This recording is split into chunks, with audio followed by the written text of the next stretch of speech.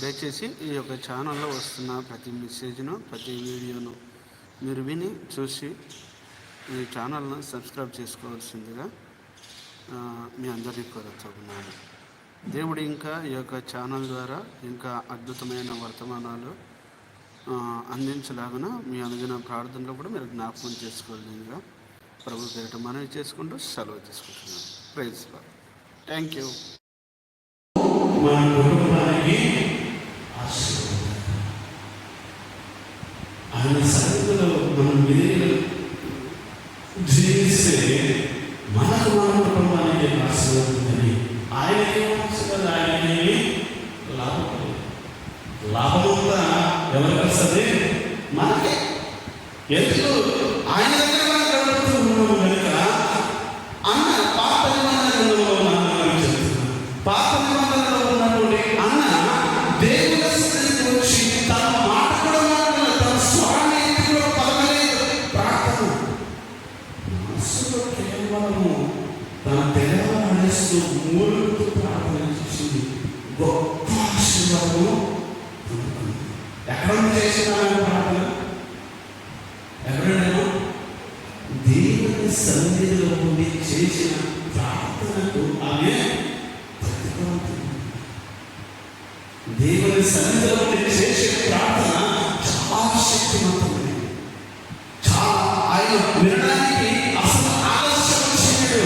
మన దృష్టి ఆయన పైన ఉంచి మనం నిజంగా ఆయన మొరపెడితే ఆయన మన మొర వినడానికి సిద్ధంగా ఉన్నాడు. అందుకే సొలొమోను మందిరం కట్టించినప్పుడు సొలొమోను మందిరం పైన దేవుడు ఒక మాట అంటాడు. సొలొమోను మందిరాన్ని కట్టించినప్పుడు గమనించింది. సొలొమోను మందిరము చూస్తూ ఉన్న ఆ సమయంలో దేవుడు ఈ స్థలంలో చేయడం ప్రార్థన ఎక్కడ చేసే ప్రార్థన? దేవుని మందిరంలో ఉండి చేసే ప్రార్థన పైన నా కన్న దృష్టి నిలుచును. అందుకే దావీదు చివరిగా మాట్లాడుతున్నాడు, చిరకాలం నేను యెహోవా మందిరంలో నివసించను. ఎందుకు చిరకాలం నేను యెహోవా మందిరంలో నివసించనుగా మాట్లాడుతున్నాడు అంటే ఆయన మందిరంలో ఉండి చేసే ప్రార్థన, ఆయన మందిరంలో ఉండి పెట్టే ఖచ్చితంగా కనుక నేను ఇంకా బయట తిరగాల్సిన అవసరం నాకు లేదు. నేను ఆయన మందిరంలో ఉంటా, ఆయనతోనే మాట్లాడతా, ఆయననే మొదలుపెట్టుకుంటా, ఆయన నా సమస్యను బాధిస్తాను. బయట ఉంటాడు, ఎక్కడ ఉంటే నా పని చేస్తాడు. ఇక్కడ ఏమంటాడు? ఈ స్థలంలో చేయబడిన ప్రార్థన పైన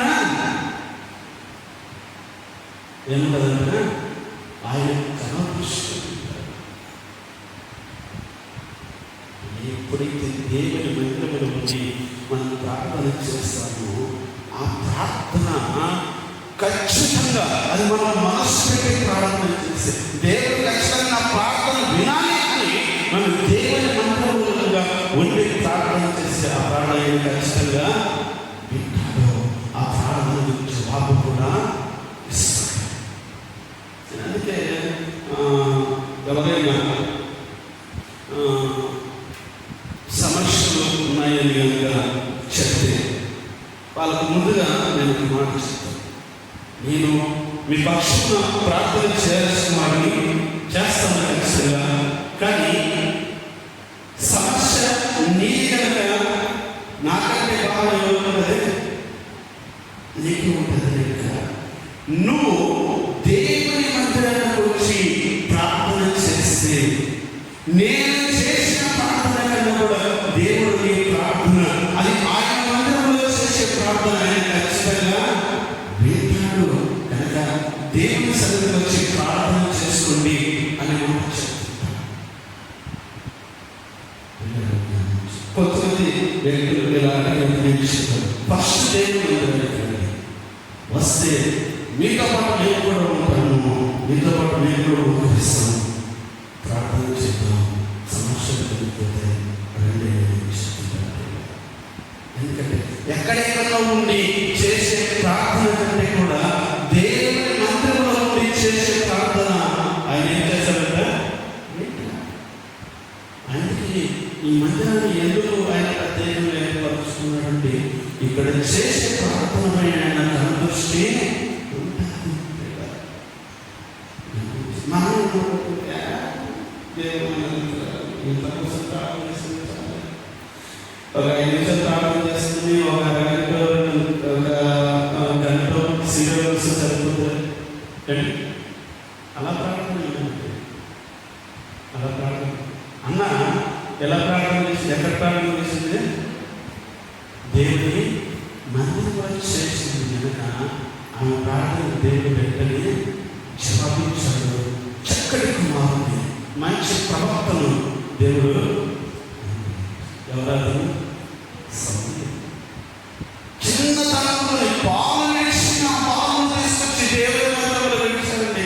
తననే మరి ఏ స్కూల్లో పంపించాలి, హై స్కూల్లో పంపించాలి, ఏ కాలేజీకి పంపించలేదు.